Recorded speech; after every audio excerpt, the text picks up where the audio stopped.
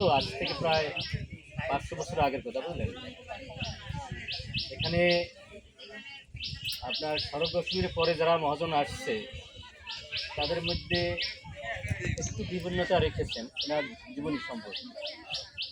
তো যাই হোক, মহাজনরা বৃন্দাবনে যেমন বলছে আমি সেমন বলার চেষ্টা করছি। আমি বৃন্দাবনে বহুদিন ছিলাম, তো এই সমস্ত কাহিনীগুলো শোনেন। দরজার ঘা গাছ গরু কুটেরা, বুঝলেন না? এই যে নতম দাস ঠাকুরকে বৃন্দাবনে বা বিভিন্ন এলাকায় বিশেষভাবে শ্রদ্ধা ভক্তি করে, বুঝলেন না? কিন্তু আমাদের বাংলাদেশে তেমন একটা অতখানি শ্রদ্ধা ভক্তি করে না যতখানি বিদেশে করে। আমি বড় বড় আচার্যর মুখে শুনেছি যে কাহিনীগুলো, সেখান থেকে একটু বলার চেষ্টা করি। বৃন্দাবন আপনারা জানেন, রামকালী থেকে আমার গৌরনীতায় উনি দবির খাস আর সাকর মল্লিক অর্থাৎ রূপসমকে উদ্ধার করে এই পদ্মার মা শোনার চেষ্টা করুন অথবা শুনতে দিন। যখন কথা হবে কৃপা করে বন্ধ করুন। আপনি হাসে হাসে কথা গল্প করে কথা বলছেন, এটা ঠিক না মা, বন্ধ করুন। এই পদ্মার ঘরে এসে ওনা অনেক নৃত্যন করলেন তারা। আর মহাপ্রভু তো নাচতে ভালো জানতেন, নিত্যানন্দ প্রভু নাচলেন খুব, কীর্তন করলেন অনেক সময়। এবং করতে করতে কি হলো, ওনারা ঘামার্ত হয়ে গেলেন। তখন এই পদ্মা নদীতে নামলেন ওরা। স্বয়ং নিত্যানন্দর দেহ থেকে, স্বয়ং গৌরাঙ্গ মহাপ্রভুর দেহ থেকে এক প্রেমের রশ্মি বেরোইছিল। সেইটা তারা অলৌকিক, তো তারা তো ভগবান, অলৌকিক স্বর্ণ কৌটায় সেই প্রেমটা গচ্ছিত রেখেছে।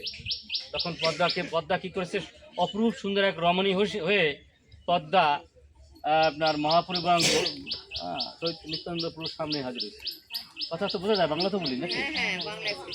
আচ্ছা, এখন এই অপরূপ রূপ মহাপ্রভু নিত্যানন্দ দেখে মা গঙ্গা অভিভূত হয়ে, পদ্মা অভিভূত হয়ে বলছে যে তুমি অল্প অল্প যুগ আমাকে সাধনা করেছে এই রূপ দেখার জন্য, আমি তোমাকে অনুগ্রহ করার জন্য এখানে আবির্ভূত হয়েছে। আর একটা তোমার একটা দায়িত্ব রইল। কি দায়িত্ব? এই যে স্বর্ণ কৌটার মধ্যে নিত্যানন্দ ঠাকুর আর চৈতন্য মহাপ্রভু প্রেম গচ্ছিত রইল। আমার ভক্ত নরোত্তম দাস যখন এই পদ্মার মধ্যে নামবে তখন তুমি তাকে এটা দিয়ে দেবে, যেখানে আপনি ডুব দিবেন। বিস্তারিত কাহিনী। এবং বলছে একবারও যারা ওখানে গিয়ে প্রেম তলিতে ডুব দেবে তার লক্ষ কোটি তীর্থের স্নান হবে। হরে কৃষ্ণ। অজান্তে আপনাদের লক্ষ কোটি তীর্থের স্নান হয়ে গেছে। হরে কৃষ্ণ।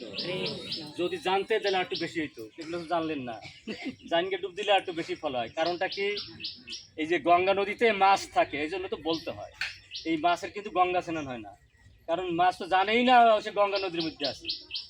যদি জানতেন যে কোটি কোটি তীর্থের স্নান হয় তাহলে ওই সময় ডুব দেওয়ার সময় আরো কিছু ফলবান হইতেন। হরে কৃষ্ণ।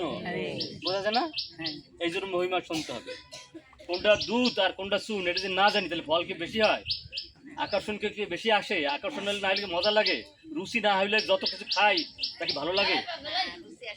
একটা জিনিসের মধ্যে রুচি আসতে হলে তার সবচেয়ে জানতে হবে, তাই না? কিছু না জানলে ডুব দিয়ে চললে সব ভাবলি আমার বাড়ির জলের মতো নাকি? তা তো হবে। অনেক বড় বিরাট ইতিহাস, আমরা ইতিহাসগুলো বলবো না। আমি কয়েক ঘন্টায় ওইগুলো ভিডিওগুলো ছেড়ে দিয়েছি। যদি আপনাদের স্মার্টফোনে আছে খুব সুন্দর করে বলেছি, সেখানে আপনাদের আমার অনেক বড় ইতিহাস, এত বড় ইতিহাস বলা যাবে না।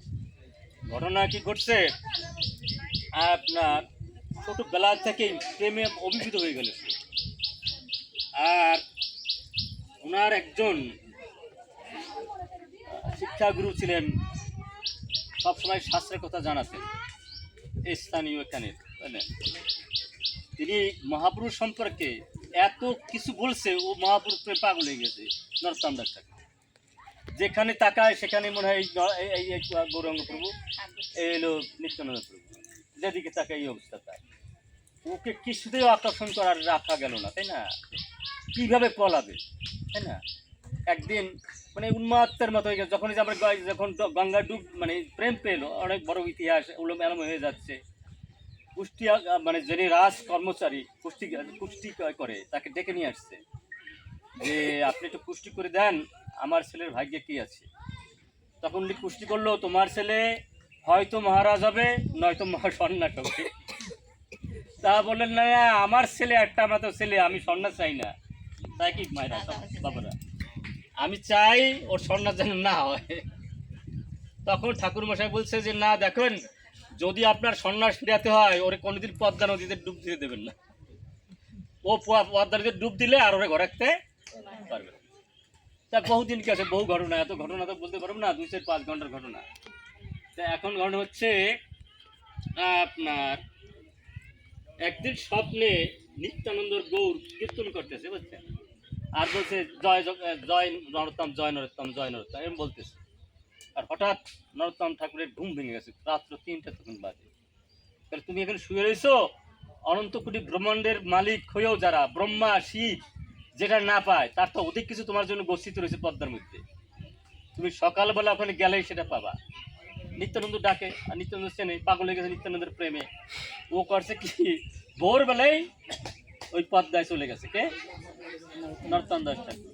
আর কি করছে, যেই নরোত্তমটা গেছে সমুদ্রের ঢেউ, ওই পদ্মার ঢেউয়ের আকার এসে আর স্মরণে পড়ছে। ভাবা যায়, এই গৌরনিতাই নামলে যেরকম উছলে উঠতো তার তা কয়েক কোটি গুণ বেশি গতিতে উছলে উঠছে।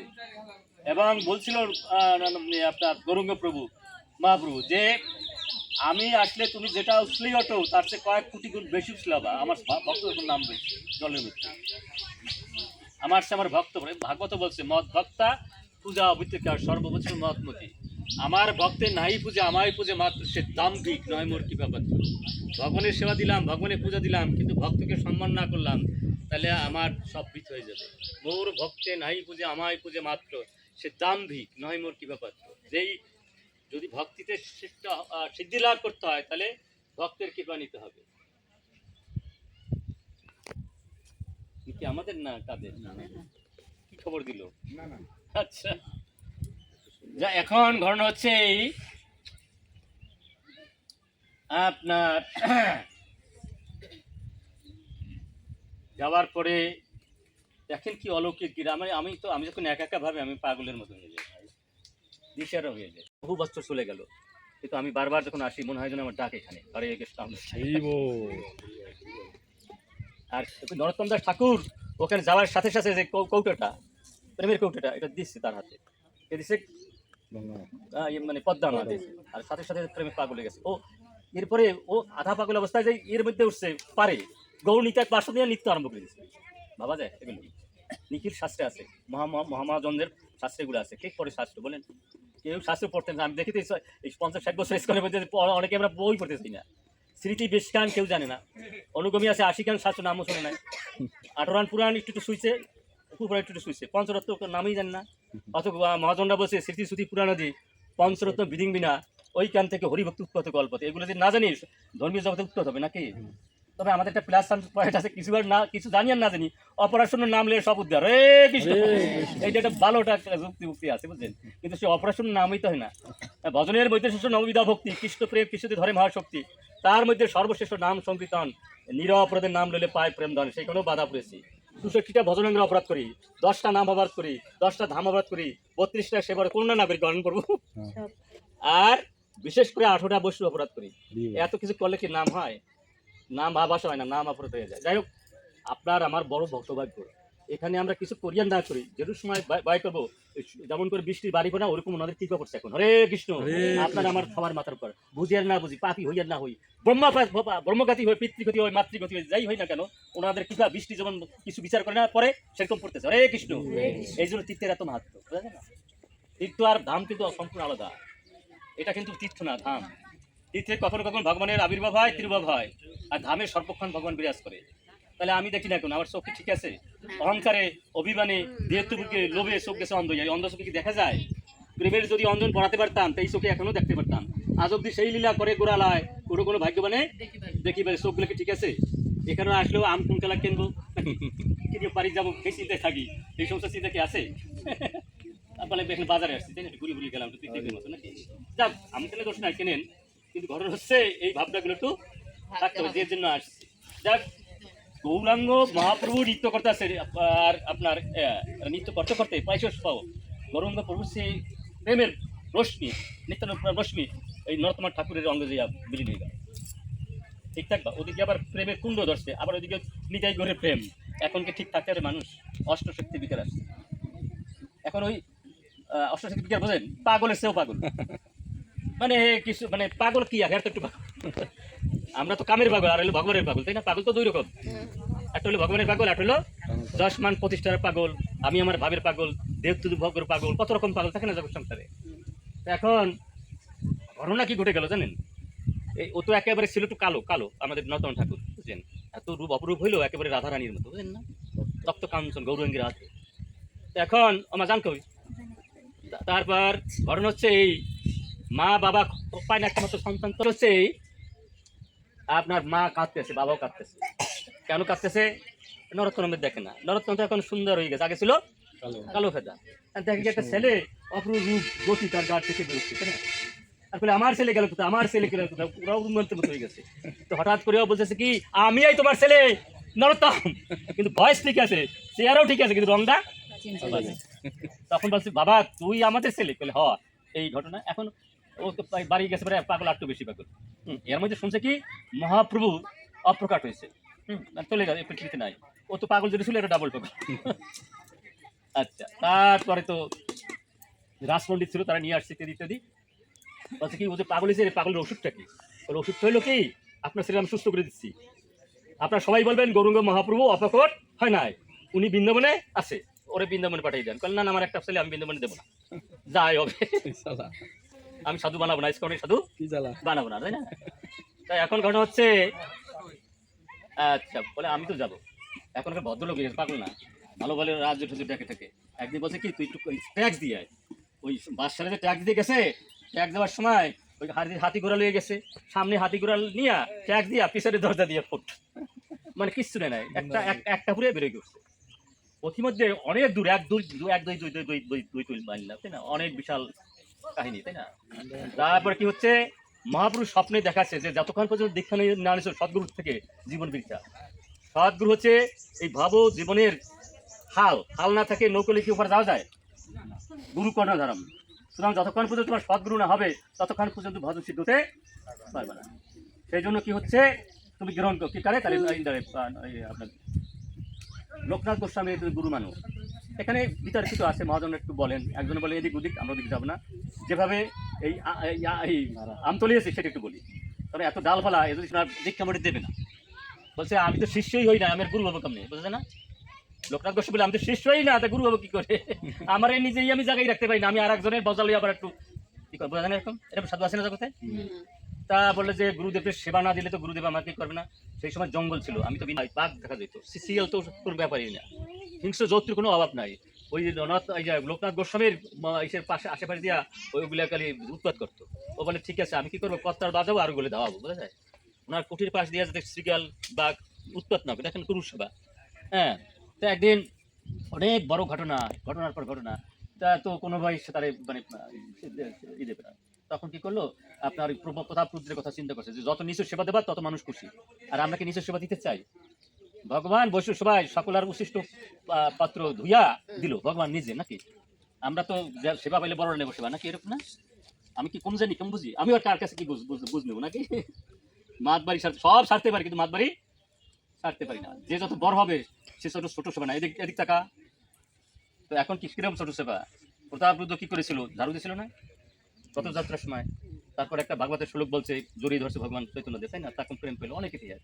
তো বলছে আমার একটা ছোট সেবা, ছোট সেবা কি, উনি প্রত্যেক দিন পায়খানা করি, পায়খানা আমি পরিষ্কার করে দেবো আর সাফ করে দেবো। 3 যায় মাস যায়, প্রায় 1 বছর পর্যন্ত এই কাজটি করছে।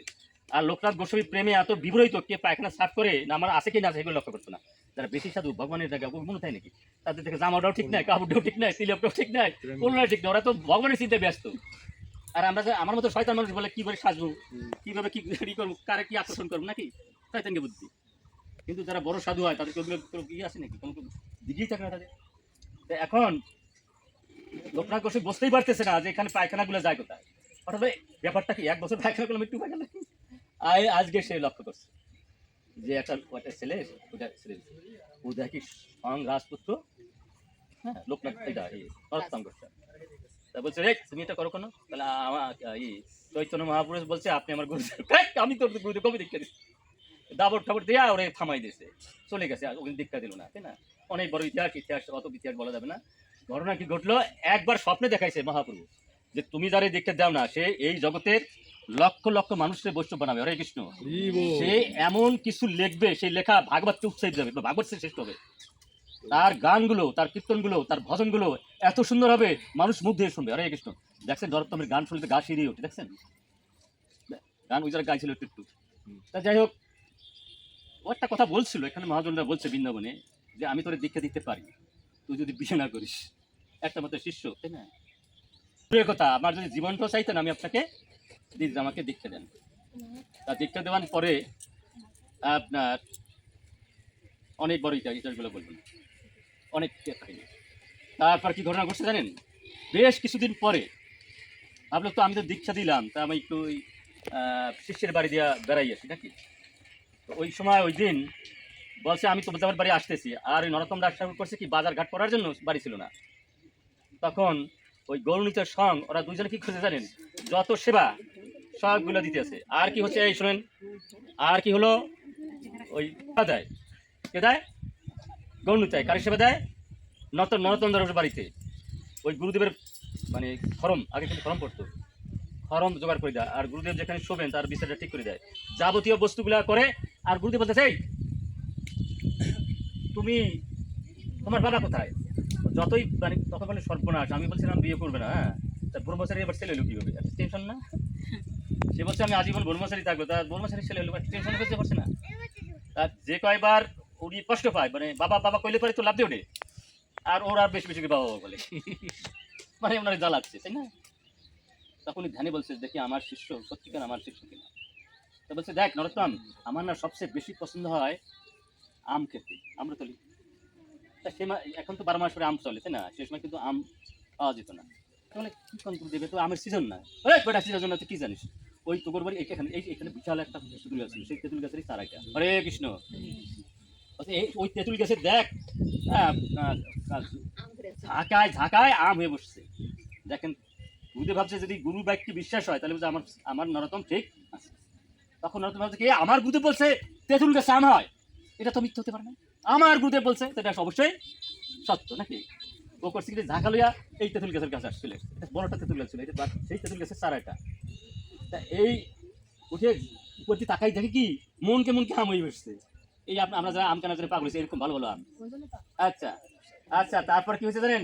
ইচ্ছা মতো পারছে, ইচ্ছা মতো মানে ভোগ দিচ্ছে, সেই জন্য এই জায়গাটার নাম হচ্ছে আমতলী। আর বলছে এই জায়গা যারা আসবে তারা যদি উল্টা পাল্টা একটু দিকে হয়ে যায় অবশ্যই গুরু কৃপা পেয়ে বৈকুণ্ঠ প্রাপ্ত হবে। হরে কৃষ্ণ। বিষয়টা লাভের জায়গা না, যদি আমি একটু না জানি না বুঝি তাহলে তো আসবো আর যাবো একটা তেঁতুল গাছ দেখতে আসি, তাই না? যাও, আর বেশি আমি সময় নেবো না, অনেক কথা ছিল, আমরা ব্যস্ত কিছু দেখবো। জয় শ্রীকৃষ্ণ চৈতন্য। গঙ্গা নদীতে থাকে তার কিন্তু গঙ্গা স্নান হয় না, মানে জানেই না যে গঙ্গা নদী আসছে। এই জন্য ধামত্ব জানলে আমাদের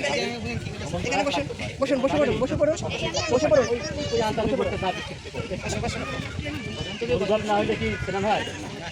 যে কাজটি আপনার করে আসতে পারে ডুব 232 কোটি স্নান না করলে তারা বেশি এক ডুবি ধরে ভাবা যায়। এইটা যদি অনুভবে হইতো তাহলে আরো কোটি কোটি বাড়বে ধরে। এই জন্য আমি ইউটিউব চ্যানেলে ছেড়ে দিয়েছি, কেউ আমি আসতে পারে আমি দিশা হয়ে যাই, বুঝলেন না? এটা কী ধরনের কথা হবে জানি না। আমাকে নরোত্তম ঠাকুর বলে কিছু যাইতে থাক বলতে জিজ্ঞাসা করলে কী বলছে, এরকম আমার অনুভূতি হয়। এটা মানে যাই হোক আপনি যা ভাবেন ভাবতে পারেন। এটা হচ্ছে এই এখানে বসে তার সমস্ত গ্রন্থগুলো লিখেছে, তার শোনা গ্রন্থ প্রেম ভক্তি চন্দ্রিকা। আমি এই যে 50 বছর লিখে বলি হরে কৃষ্ণ, সেই বইটা এখান থেকে লেখা হয়েছে এই যে জায়গায়। আর আপনি শুনে অবাক হয়ে যাবেন, দেখেন কি সুন্দর ঝিলঝিলি বাতাস করছে। এখানে পৃথিবীর সমস্ত বাতাসও বন্ধ হয় যদি এখানে এক মুহূর্তের জন্য বাতাস বন্ধ হয়। আপনি দেখেন না, 1 ঘন্টা থাকেন না কেন? এবং হচ্ছে আপনাদের চরণগুলি মাথায় রাখি, জানি না আবার আপনাদের সাথে কবে দেখা হবে। অনেক কিছু দর্শন করবেন, যদি তীর্থর মাহাত্ম না জানেন তার তত ফল কিছু পাবেন না, অনুভব হবে না। মাছ যেমন জানেন না দেশে গঙ্গা নদীর মধ্যে আছে, সেই জন্য তার গঙ্গা স্নান না।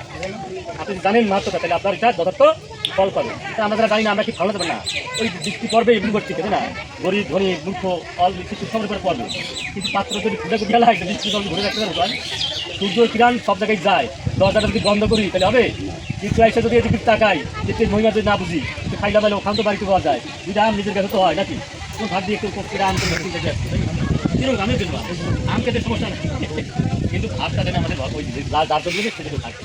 ছোট্ট করে বলি, আমার এই গ্রন্থ আমাকে পাগল করে দিয়েছে প্রেম ভক্তি সঙ্গীত।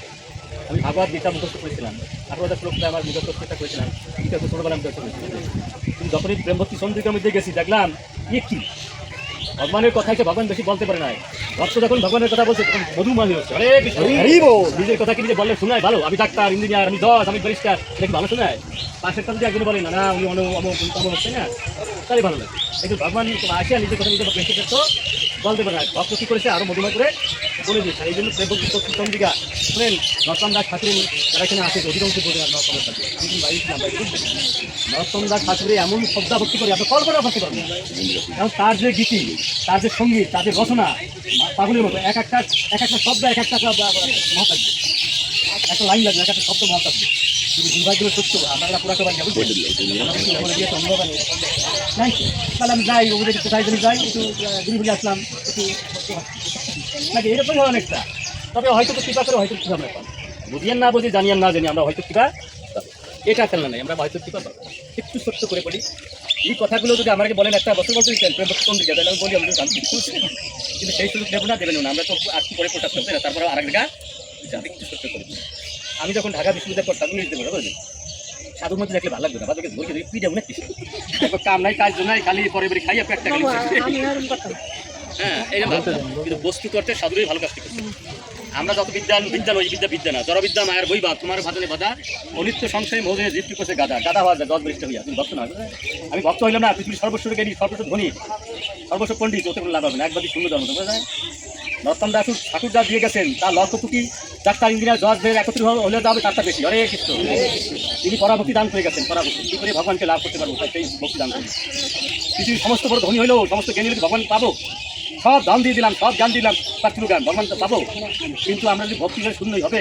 আর ওনার বইটা হচ্ছে প্রেমের ফুল, আর ওনার কী বলছে প্রেম ভক্তির উনি প্রেম ধরাই দিচ্ছে, উনি এত বড় প্রেমিক কল্পনাও করা যাবে ভাবনা করা যাবে, যদি কত বড় প্রেমিক পেতেন যদি একটা শব্দ যদি আমরা আলোচনা করি আমার দিনের পর দিন মাসের পর মাস লাগে। উনি বলছে কাম ছোট লোক এত সুন্দর ব্যাখ্যা দিচ্ছে আমি কিছু বুঝতাম না, যে প্রেম ভক্তি সন্দেহ গেলাম আমার উনি পাগল বানাই আর আমার টান এই বাচ্চা, আর সেই বইটা এখানে লেখা আর প্রার্থনা করছে।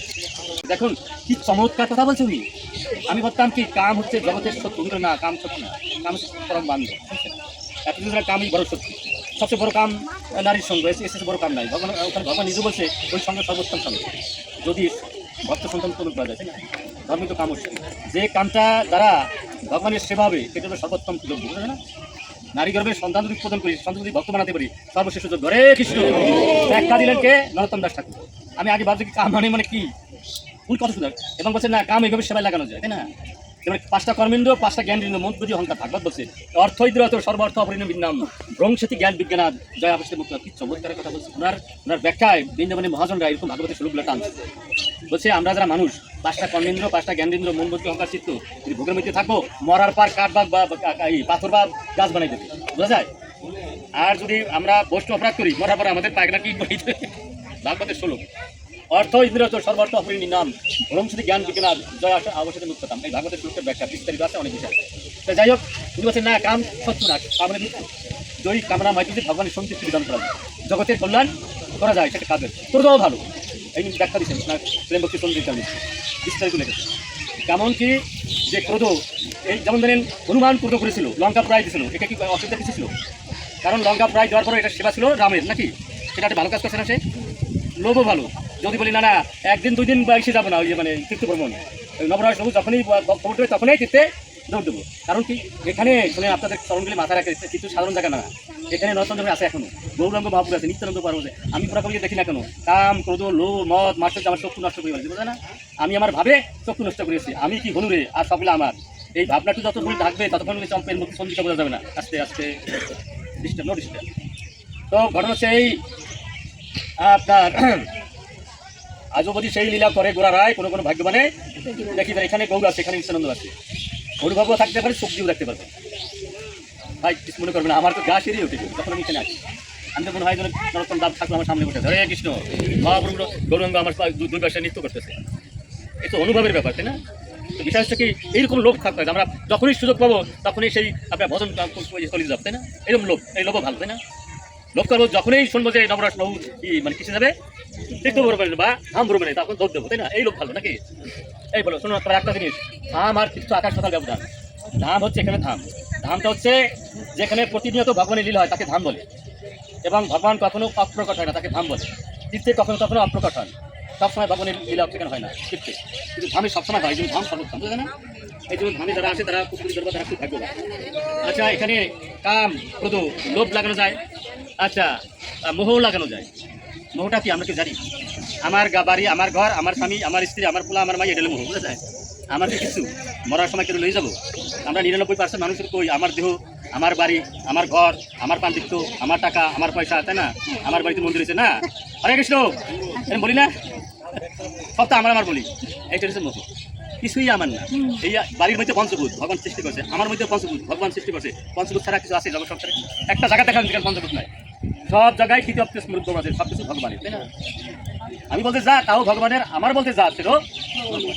কিন্তু এখানে আসলে প্রত্যেকে এটা মায়া, সেই জন্য দই বসা গুণময়ী মম মায়া দূরত্বা মাঝে প্রবধান্তে মায়া প্রধান্ত। এখন এই জন্য মোহ ভালো। সেই মোহটা কি? আমি ভগবানের, ভগবান আমার, এটা ভালো না? আমি ভগবানের, ভগবান আমার। মতও ভালো, এ তুই একবার গেছস, দুইবার গেছস ভজন চলিতে, আমি যাবো 5 বার, এর মত ভালো না? এই মতো ভালো। কিন্তু সবচেয়ে কোনটা খারাপ এই জগতে? যত বড় সাধু হই, নরোত্তম দাস ঠাকুর বলছে তুমি যত বড় সাধু আর ভজনশীল হও, এইটা যদি না ছাড়তে পারো যত তীর্থভ্রমণ করো কোনো কাজ হবে না। সেটা কোনটা এটা আমার জানতে হবে না? যত সাধন ভজন করো, যত দৌড়দৌড়ি করো, যা কিছু করো, মঙ্গল আরতি করো, তারপর তপ তপস্যা করো, কোনোটাই কাজ হবে না। কি হবে? একবারই সুন্দরের মতো। সেই জিনিসটা কি? নরোত্তম দাস ঠাকুর বাস খাইছো। তুমি যদি বাস হয়তো না ছাড়তে পারো তাহলে তোমার সব কিছু একবারই শূন্য দেওয়ার মতো, বোঝা যায় না? বাস সহ্য বলতে আমরা কি বুঝি? অন্যের সুখ করে সহ্য করতে পারি না, তাই না? অন্যের সুখ করে সহ্য করতে পারি না। বৃন্দাবনের বড় বড় মহাজনরা 50-60টা মাইকে তারা বক্তৃতা দেয়। আমাদের মায়াপুরীও কী করে ওই বৃন্দাবনের থেকে সাধুকে নিয়ে আসে ওই ভাগবত পাঠ করার জন্য। ওই সাধু 18,000 সালের তিনি এটা ব্যাখ্যা দিচ্ছেন, মাস্টারদের ব্যাখ্যা খুব ভালো লাগলো। ছোট্ট করে বলে শেষ করে দেবো।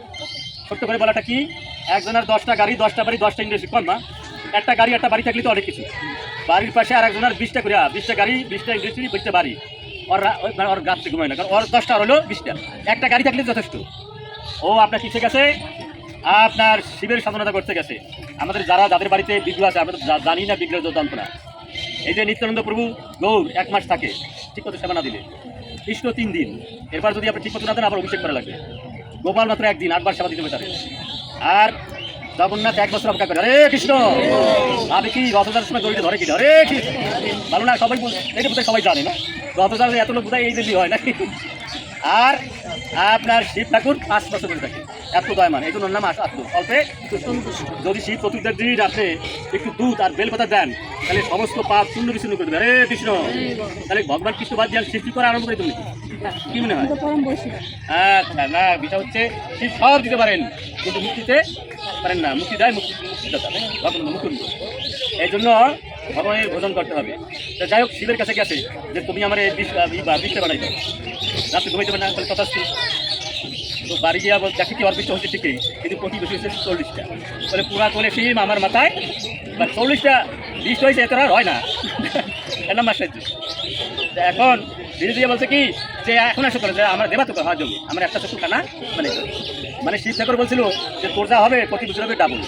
তো বলে কি ডাবল বাড়ানো যায় কি করে? যদি আবার একটা চক্ষু শেষ করি তাহলে আর প্রতি বছর কী হবে? তাহলে এই এক সুযোগটা নেওয়া যায়। তারপর কী করছে? প্রতিশোধী ওর একটা চক্ষু গেছে, কিন্তু সে করছে তথা যাই দেখো প্রতি চক্ষু। তারপরে শিব তুমি এই করবো না। কিন্তু আমরা যদি এরকম মাসে মুক্ত না হতে পারি, আমরা কী করা উচিত? পরের দুঃখে সুখা উচিত, পরের সুখে সুখা উচিত। নিজের বলে ডাকিছে সব পরের সুখে মিলে যাবে, তাইলে আমরা এই কী ব্যাপার তাহলে আমরা নরোত্তম দাস ঠাকুরের আশাবাদী থাকতে। ধন্যবাদ। জয় শ্রীকৃষ্ণ চৈতন্য।